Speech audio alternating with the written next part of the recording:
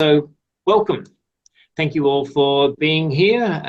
Michael Irwin coming to you from Melbourne.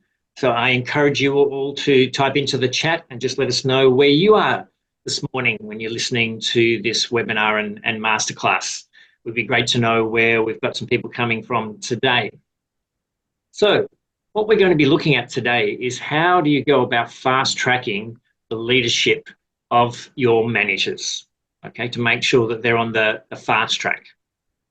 So let's have a look at a few things first. I'll tell you a little bit about me to give you some background, okay?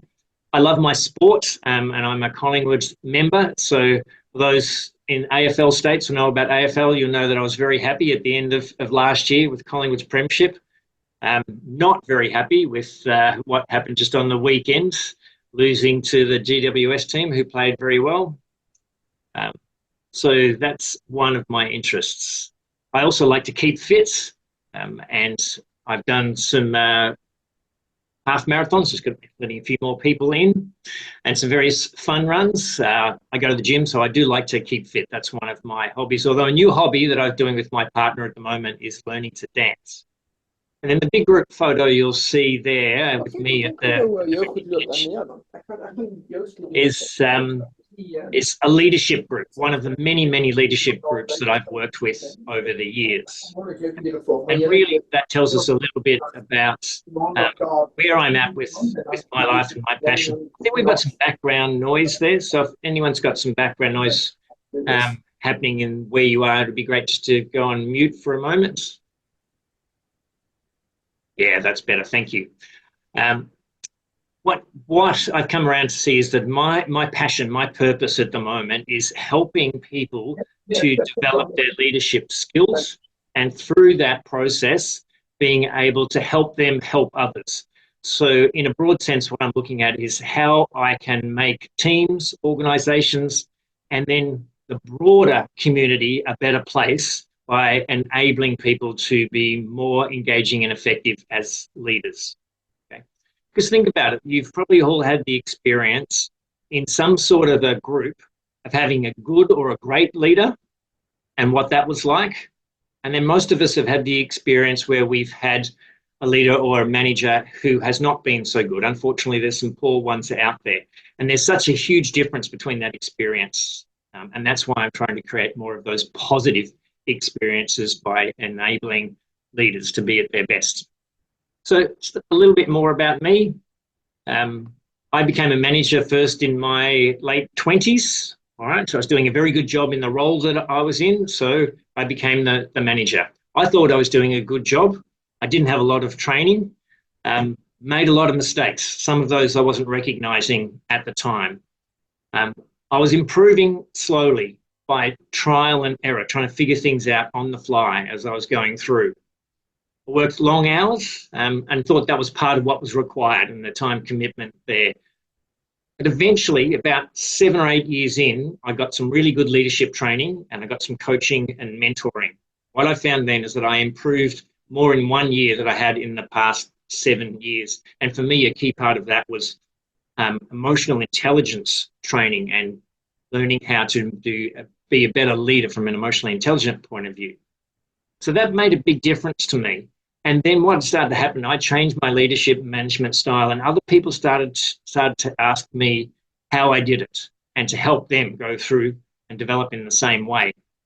So as part of a change in my lifestyle, I became a full-time leadership coach, doing leadership coaching and facilitation about 15 years ago. And I've trained and run programs for over 1,500 people and individually coached over 300 managers. And I've helped those managers to work less hours, have greater life balance, get promoted, earn more, hit targets, and have a motivated team, okay? And increase their job satisfaction. So all while working less hours. So that's a little bit about me. Happy to answer any questions about my background or my experience. Now what I want to do is move over and have a look at how you can transform and fast track the leadership of your managers for yourself or the managers that you've got in your organization. And essentially we find there's a fast track or a slow track. Let me go through a few things just to set up here. And please, as I said, feel free to jump in. and ask any questions as we're going along too. And I'll keep an eye on the chat. We've had a few people introduce themselves into the chat. Appreciate that. A couple more people just joining us. All right, so what is the problem with how we're going with leadership development here? So the first thing that we look at, and this is similar to my experience, is that the best performer gets promoted to be the manager. So they're good at doing the good stuff. They're the good technical person. They're the good person in getting things done. And so they're right, you can be the manager of that department because you know how it works. Okay? And try and get the others to be like you are. Problem with that is that it's a slow way trial and error for the person going into the management position. And it also doesn't help the team and the senior management. The senior management think it's the right thing to do, but then they work out that they actually need to provide support to that person to be a manager. And it becomes a risk that the highest performing person goes into the management position and doesn't do as well. So then you'll get a risk of this person not being as high a performer or not quite fitting into the role. Maybe they then decide that they want to leave. When the managers aren't performing as well as they could, it slows down the business growth, right? And it also causes more internal staff issues, okay, where they just not performing at their best, the team's not performing at their best, or people are choosing to leave, okay? And none of this is the fault of the manager. It's just a reflection of a new person coming into the management role and not being appropriately trained and supported, okay? Yet it's the most typical way that people get promoted. So the next option, which a lot of organisations still do, and these two are by far the most of what people do, is that they still promote the best performer, right? But rather than it just be all trial and error, they go, all right, we do need to train this person, so we'll send them to a course. We'll send them to a day here or 2 days there, some things online, and they assume that the managers are going to take in all of that information and be able to put it in place very quickly and become very good managers very quickly. Okay. Unfortunately, what actually happens is that most people struggle to implement what they learn in courses because it's very different from hearing it in a course to actually doing it on a day-to-day basis in an effective way. And without the follow-up support, they quickly revert back to their old habits. Okay, and we'll talk about some of those habits in just a moment. If you're in senior management, ownership, in HR learning and development, what happens, because people are reverting back to their old habits, is that they're not progressing. So we're not as clear on who are the people that are going to be in the succession plan to step up to middle and senior management. Okay, we see these gaps at the different levels. With people not performing as well as they can, you have more client issues. And again, the business is slow and growing. It's lower in profitability. So then overall, you have a lower business value. So what do we really want? We want the fast track. This is where you have a really clear transition plan for the people going into management. You have a full, clear leadership development plan for them, and where they get to understand exactly what they need to go through in order to step up and be an effective and engaging leader, where they're using proven systems. So instead of having to figure it out themselves, they're using proven systems, and they're able to understand what they need to do to create high-performing teams. And they're getting support ongoing in developing those leadership skills. And this way, and the outcomes you get in your organisation, you have a much clearer succession plan, you have much clearer focus and more progress on the development of your managers and leaders, which leads to better business performance, higher profit, higher retention rates, and higher business value.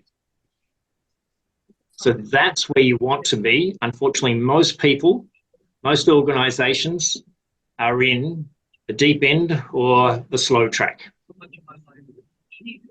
So let's talk a little bit more about what this means to a team and an organization. These are the costs for some research that we've found, okay?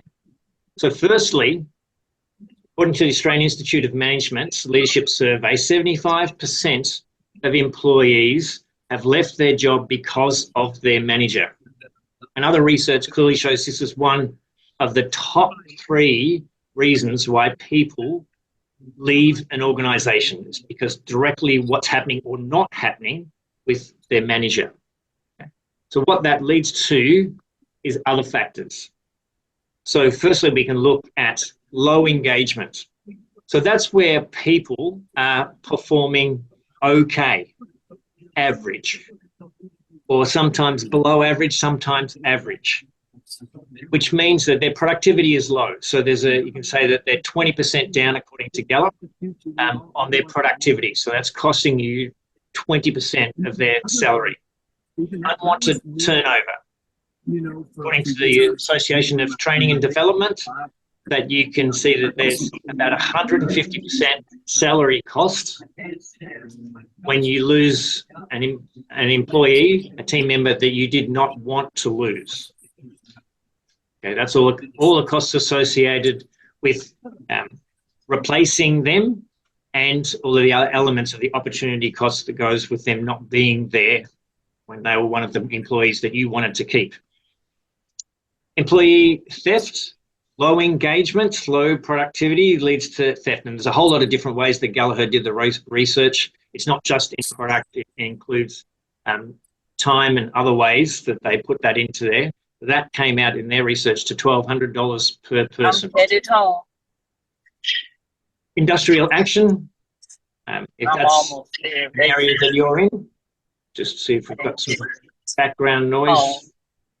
I'm turning on the info now. Somebody there just with some background noise. If you could mute yourself, that would be great. So industrial action is another one that comes into it for many organisations. Chronic absenteeism, so the number of days lost where people are choosing not to come into work because they're just not motivated enough, or they're a bit stressed, or they're a bit overwhelmed or overworked. So there's lots of costs here for not developing your managers and leaders into being really engaging managers who create a high-performing team, a team that's motivated and has high motivation. And then there's work cover costs from handling some of the issues.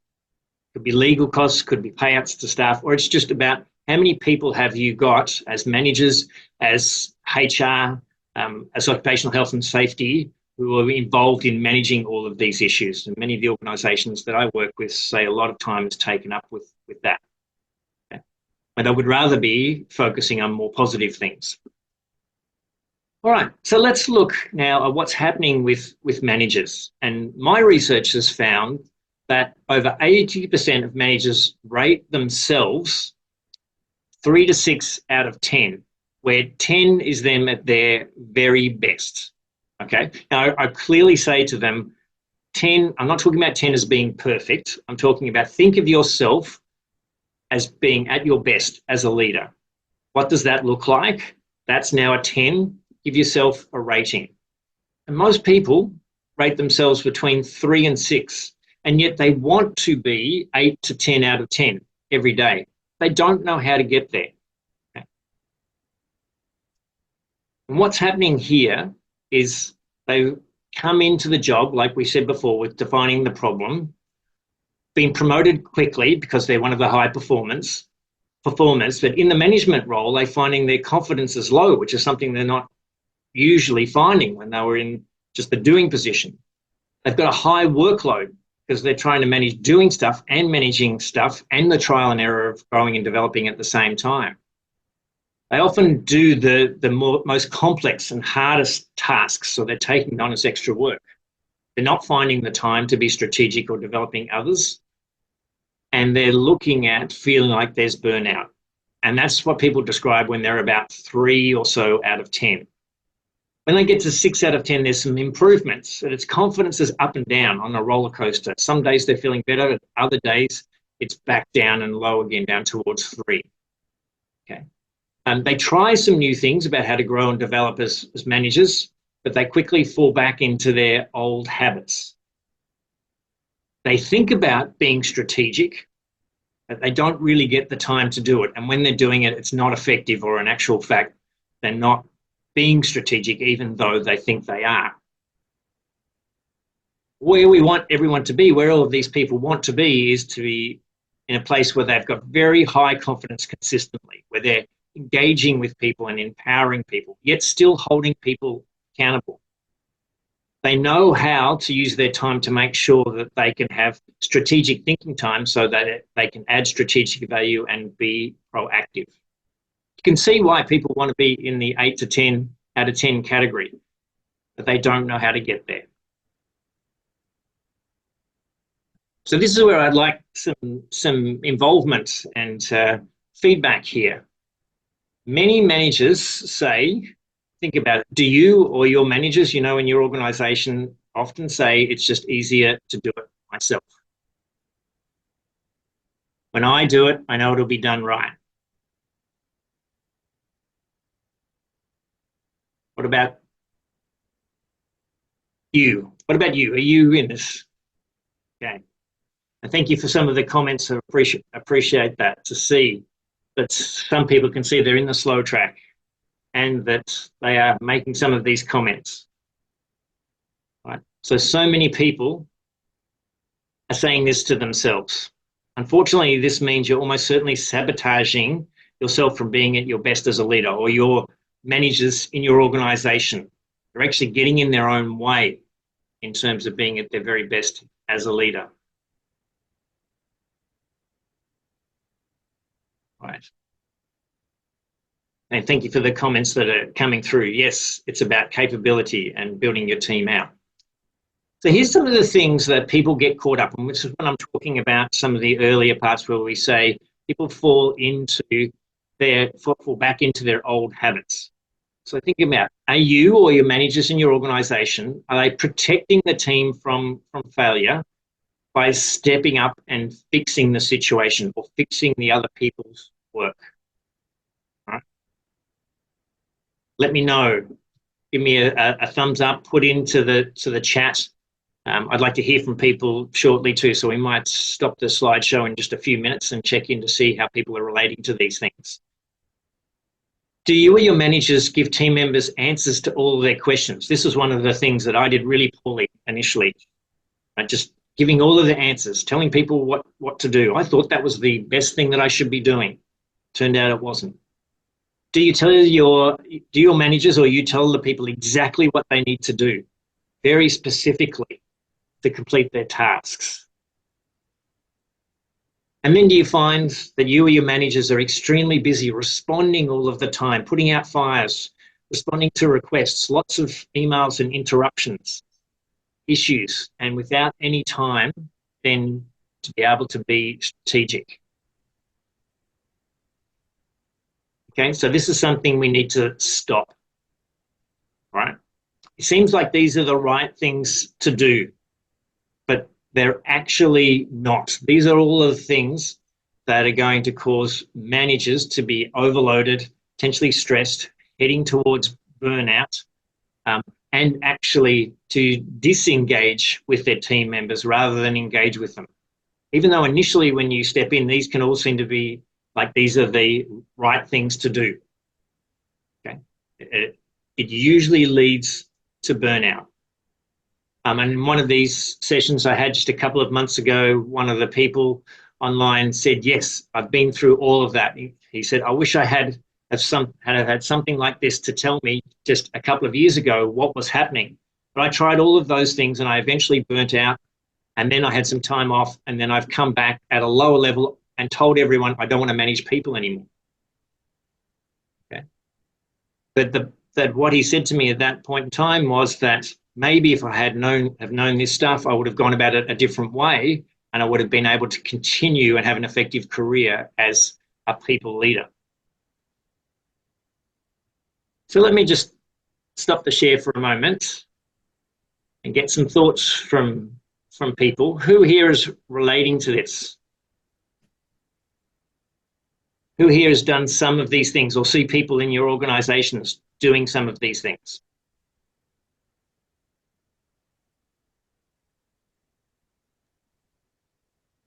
I'll jump in. Michael, Oh, sorry, Jim, you can go for it. Sure. So, look, thank you. The observation that I make, Michael, is that this is true at Forico as well, where I work. We seem to have a lot of our middle management that have risen because they've been technical experts in a particular work area rather than necessarily focused on people-centric leadership. So we're finding that really there's this sense of overwhelm in that element to our business. Everyone is really busy and we can't find the circuit breaker to transition them from that. So the question that we're having really is, have we got the right people in our middle management of the business? Or can we change the culture, or do we need to change the people? So, yeah, good question. Thanks for sharing, Jim. That's exactly what so many describe. And so what I'm getting to here is that it's part of the way organisations go about it that they think is the right thing to do. Actually, you can change some things around, which will mean your people get a different opportunity to step up, and they've got therefore a greater chance of being successful in those management positions. But there are some key things that need to change in how they go about being trained and supported, and we'll get to those in the second part of this. And obviously the people themselves need to make a commitment to make some of those changes. Yeah. Simon. Yeah, no, look, I've seen that type of leadership come through for the direct reports that I have as well, in terms of I have managers that report to me directly, and some of them fall into the trap of, oh, I'm going to do this, I'm going to do that, and my thing there is, no, you're asking the wrong questions, or it's about asking the right open-ended questions to have your colleagues actually come to a way forward, I guess. And it's trial and error, getting it right. And the more you do that, the upfront investment that you do means that in about 3 to 6 months' time, you'll have a bit more of an engaged member of your team, and it frees you're buying time back in a way. So for me, one part that I'm still don't get right all the time is asking those right open-ended questions in a targeted way for the right outcomes. Great tip. Exactly right, Simon. The open-ended questions make a big difference. And it's interesting you say there that it's about the trial and error, because it is, and that there are ways to fast track that. And unfortunately, as you perhaps are experiencing, is that people might try the method you've described, and then something happens, either time pressure or something doesn't quite work, because you're not going to get it perfect straight away, and then they'll go back to well, it's just easier if I do it myself. And then that sets them back. So there's one of the key things about the slow track. So if they try it and then they go back to their old habits, they're actually setting them back in their own development. Does that make sense? No, absolutely. I've seen it a number of times. I agree. Yeah. So we're all experiencing the same things. We've got some great comments in there from Tyson and Jaco as well in the chat, and a couple of others. So I appreciate that. Are there any specific questions before I move back to going through the other key parts in the PowerPoint and what to do next? Any questions you'd like to ask? Feel free to jump in if you'd like to ask a question, but I'll continue on in view of time and getting towards where we want to go next. So what is it that we need to do instead? Well, let's firstly go back in. We're hearing here from those comments and coming in again about exactly how did this happen? Well, we take our best technical people and we throw them in the deep end, all right? And say, try and work it out from trial and error. We've just been talking about that. But that puts a whole lot of uncertainty into the mind of the manager. They were confident as the person being the technical person, but now they're uncertain about how they manage people and all those interactions and all those responsibilities and holding people accountable. Okay? And a fear of making mistakes, and then also the fear that the job won't get done in the way that they want it to get done if they were doing it themselves. Right? So they're just surviving. Now, there's some people who are a little bit better, who may have got some training courses and tried a few things and improved in some things. But many things, it's either very slow improvement or it's that there are some things where they go back to their old habits. And it's easier to do it myself is one of the old habits that they revert back to. And what we want to be able to do here is enable people very effectively to move through developing the skills that will make them effective, engaging leaders, such as being able to delegate, such as being able to develop the team, which is like the open-ended questions that someone mentioned is one of the ways that you can get people growing and developing and thinking and learning. Okay, and then that they enjoy that, so that then they're highly engaged and more productive. And you've got a leader who's capable of thinking from a bigger picture point of view and adding strategic value. So how do we do this? Okay. From an overall perspective, one of the ways to look at it is from this model that I've developed. But we first have a level of understanding and developing our skills in self-leadership. So that's understanding our own identity. Now, as part of my research, I found out that very few people, only a few % of people actually have defined what they look like at their best as a leader. Most people don't know what it looks like. And that's part of your leadership identity. So how can you be at your best if you don't even know what it looks like? And then part of self-leadership is understanding what impacts you. And a lot of that with identity and impact is around understanding your own personality, your strengths, your weaknesses, your values, and how that might be different to others. And then in people leadership, it's about a foundation of building trust. How do we make sure we build trust? And then it's also about letting go. So the leap is the leap from being the person who's the technical expert to being the person who is now someone leading people and getting others to do the work. And then it's strategic leadership. How do you go about aligning the team, aligning the group, and aligning your group with the bigger groups and units in your organization so we're all aligned back to the corporate objectives and the corporate goals and focus and purpose. And acumen is about strategic thinking. How am I developing in terms of being a strategic thinker, someone who can add value to the business? So that's an overall view. Let's look at some specific things. So first of all, we need to start to think of leadership development as a set of skills that you need to practice and improve that are totally separate from the technical skills, whatever area that you're in. So the leadership development is people skills that you need to improve and practice. Okay. So think of it in a similar way to be able to learn something like a guitar, or learn to dance, or learn to play tennis. Right? You can't just read a book about tennis or do one workshop for a day on learning how to dance and then expect to be really good at it, or even be able to practice it very well after that. If you wanted to be very good, what do you need to do? Say tennis. You would go along to a tennis coach regularly. Every week or two, you would practice things over and over. It would feel uncomfortable with some things to start with, but you would gradually get better and you would be getting advice and feedback from someone who's an expert in the area. So there's a great TED talk. You want to be great at something, get a coach. From Atul Gandhi, who's a surgeon, not just someone in a corporate leadership setting, although he is a leader in his own right. So here's some key things to do differently. 3 critical steps to help people to be at their best. So first, focus on creating a team environment that is based on trust and is psychologically safe. All right. Secondly, use some proven leadership processes so people don't have to figure it out trial and error. We want proven processes that many others have used and you know these definitely work. And then get the guidance to enable people to develop and grow with these skills, because you're not going to get it right straight away. Develop these skills so they can become a highly effective and engaging leader.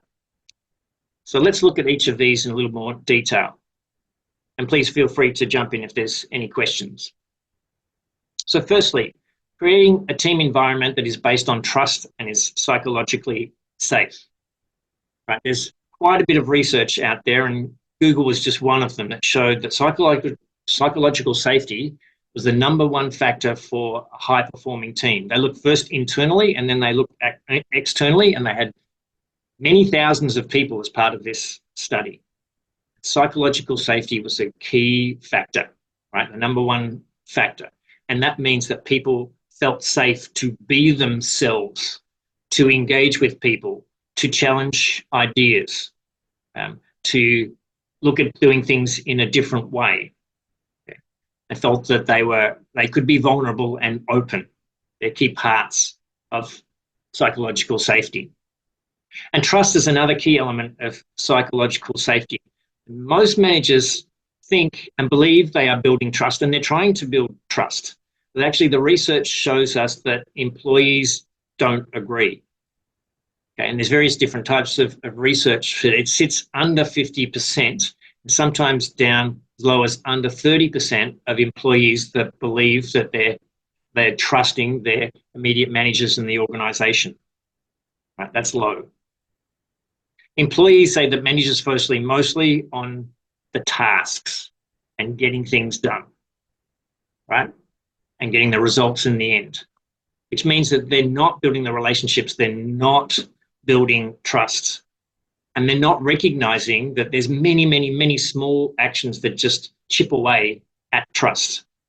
One example that I use a lot is when managers make a time to have a one-on-one meeting with their team members, and then they're late, or they cancel or reschedule. Once you've done that 2, maybe 3 times, that's breaking trust significantly.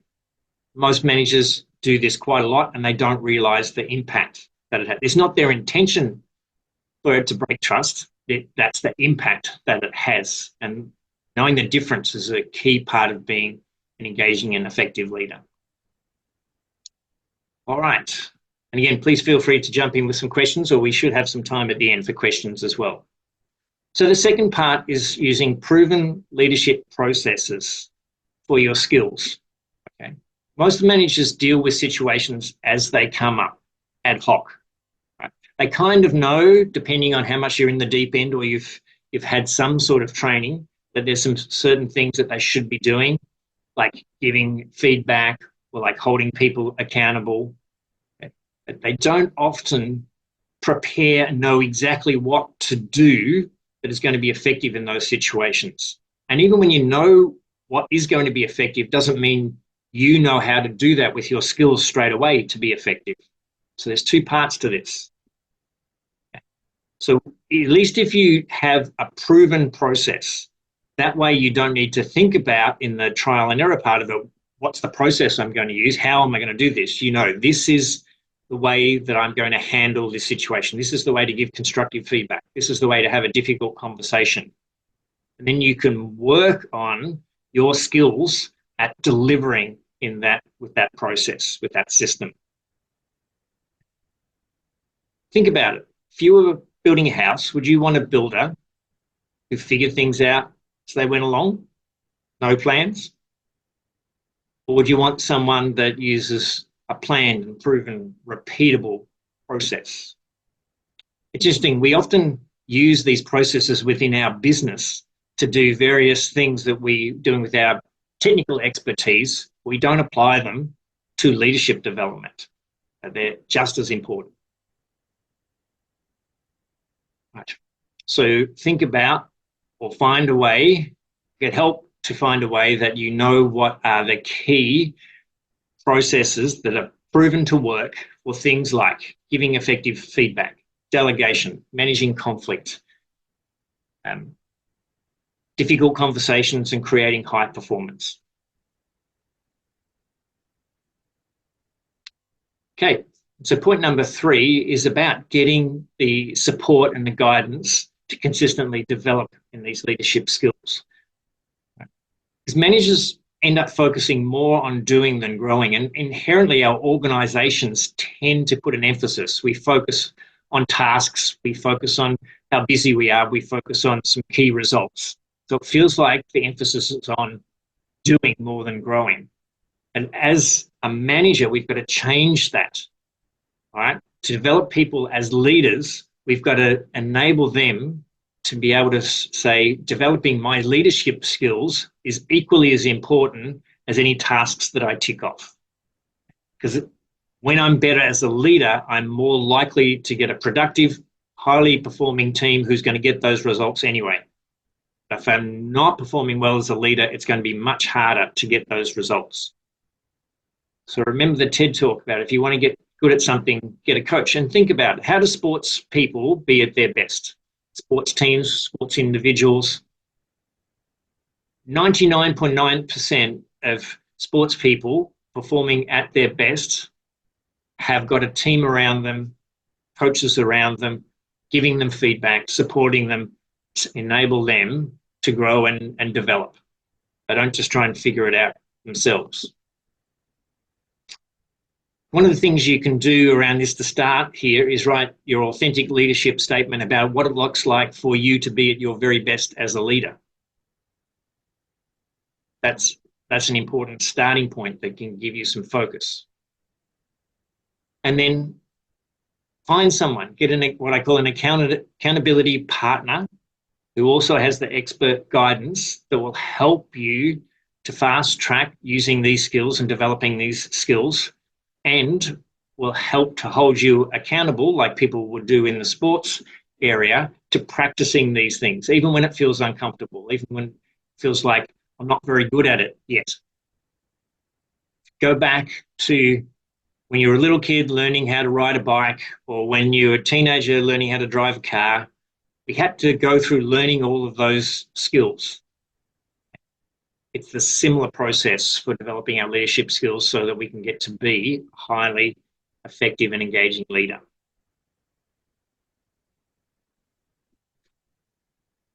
So let's have a look at going forward. You can have a choice. You can try to do this yourself, all right? What do you think happens to most people who try to do it themselves? Well, they're in the middle in that slow track. Some things improve a bit, but often they fall back into the old habits. And what happens if you don't change? What will it cost you? What will it cost the organisation? We talked about those costs earlier. What would burnout cost you personally? Or what would it cost you if some of your top performers that you put into the management have now burnt out? Do you or you want your team to be feeling like they've got a roller coaster of confidence, or maybe worrying about, am I actually an imposter, not knowing whether they fit in, not knowing how they're going to go about developing themselves or where their career is going to go for promotion because they're struggling with where they are at the moment? How would you feel if you or your managers are basically doing the same thing in the same position, doing things the same way in another 2 or 3 years? So what's it worth to fast track your managers to have consistently high confidence, high performing, highly engaged team, and be adding strategic value to the organisation? We're talking about thousands, tens of thousands of dollars and more. That can be a difference between highly effective and engaging leaders and leaders that are struggling with their old habits, potentially heading towards overwhelm and burnout.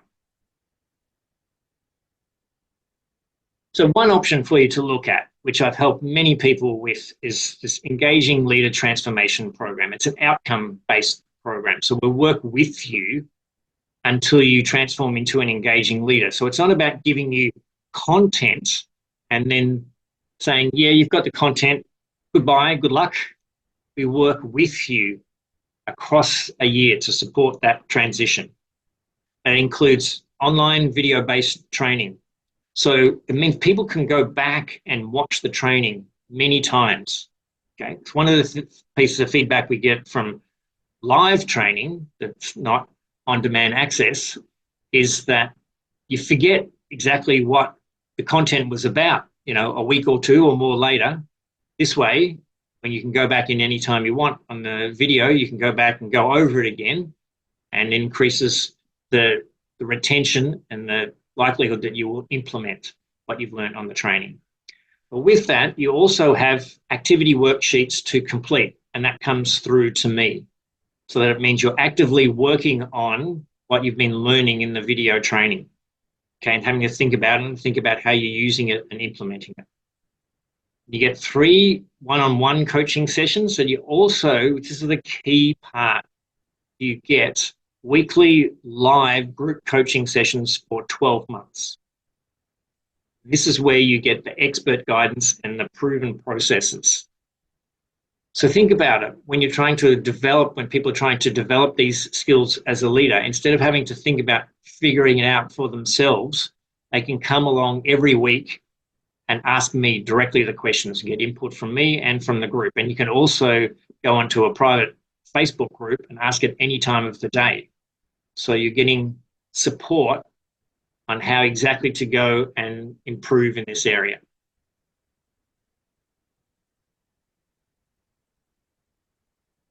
So these are the options for you. They were the options for you.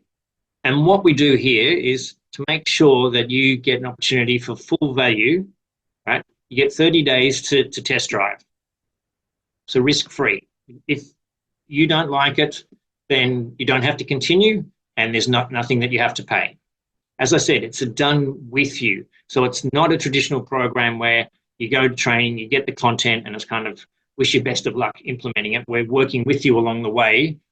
Me personally, are working with you to develop these skills so that it accelerates your leadership development and you're improving in all of these areas. If you devote about 2 hours a week to watching the videos and coming along to the coaching sessions, you can be at your best in as little as 90 days. So we've had many people who have done that. So if you want to find out more about this, I'll give you some contact details in just a moment where you can email me or you can book a time to have a chat with me, and I can tell you more about how this could work for you or the managers within your organisation. And just a couple of comments from the many people that have been through the coaching and training that I've done. Alex is a general manager at Belgravia Health and Leisure. He started as a site manager and moved up several levels, improving his confidence significantly. A key part of this was that he was able to focus on the leadership skills, which gave him time to focus on the high priorities and be more strategic. And that was where he got the opportunity for being promoted. And Jupakesh said the same thing. He'd done an MBA, right? He was a very, very smart guy.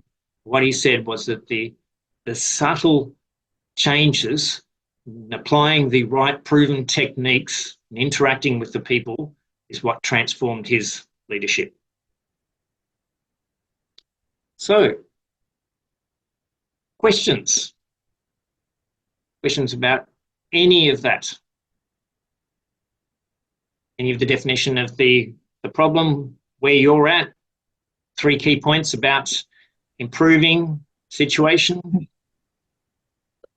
Michael, I've got a question, right? Everything that you mentioned is very valid, and I think we see quite a bit of that as well.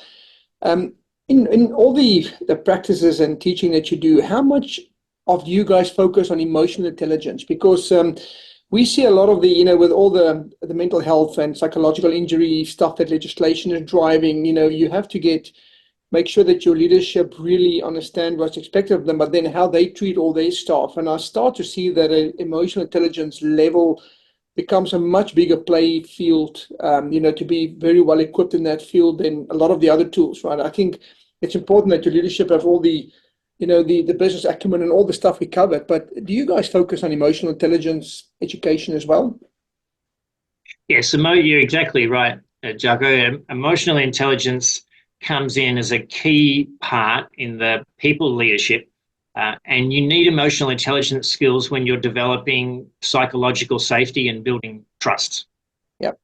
So those skills come into play definitely when we're going through how you go about building trust, building relationships, and being able to build psychological safety. It also comes into elements of self-leadership where people are understanding about just identifying their own emotions, expressing them appropriately, and also managing emotions.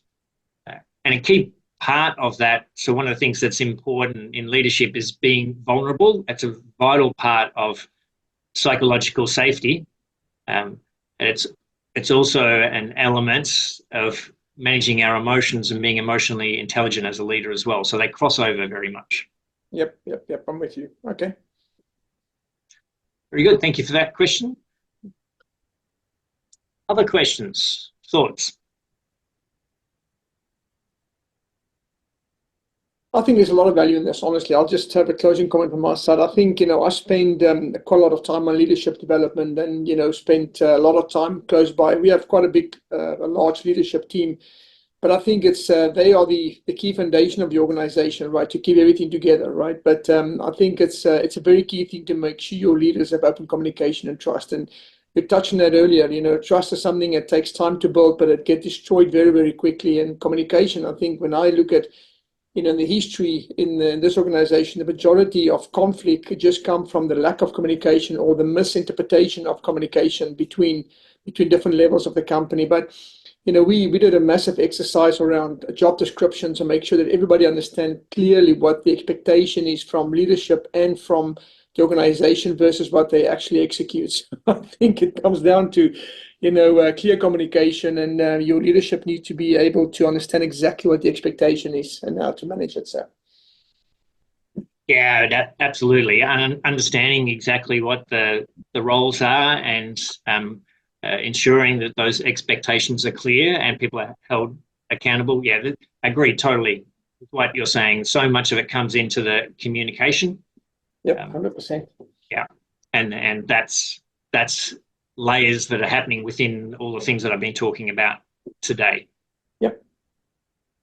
No, good. Well, thank you. I think it was a good session. We will definitely evaluate this and see where. Fantastic. Appreciate that. Let me know if there's anything I can do to help you along the way. No problem. Thank you. Thank you. Any final questions?